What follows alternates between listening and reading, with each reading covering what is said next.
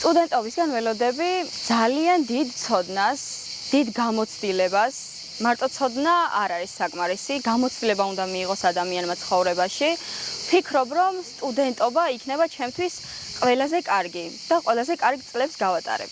ტურიზმი საქართველოში საკმაოდ მოთხოვნადია და ვიფიქრე თუ ამ სპეციალობას გავყვებოდი, ბევრად უფრო წამადგებოდა და დიდი გასახანი მექნებოდა. გარდა ამისა, გარკვეული გამოცდილებაც მქონდა ამ საკითხთან დაკავშირებით, ხოლო ავირჩიე ჩემი მასწავლებლის, ქალბატონი ელისო არჯევანიძის რჩევით და ვფიქრობ, რომ საკმაოდ კარგი გადაწყვეტილებაც მივიღე.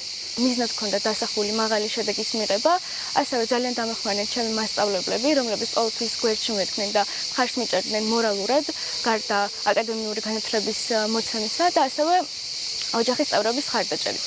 მინდა ვიცხოვრო ისეთ ქვეყანაში, სადაც ახალგაზრდებს არადროს არ მოუნდებათ, რომ წავიდნენ ემიგრაციაში, მინდა ვიცხოვრო ისეთ ქვეყანაში, სადაც მოსახლეობა იქნება ბედნიერი, დასული, უზრუნველყოფილი, გარშემო იქნება კეთილდღეობა, ვიქნებით განვითარებულების ცივილიზაციის ნაწილი, განსაკუთრებით დასავლური ცივილიზაციის ნაწილი და ასევე განათლებას და ნებისმიერ სხვა სფეროს, თუნდაც სამედიცინო სფეროს ექნება ღირებულება, მნიშვნელობა და აღიარება.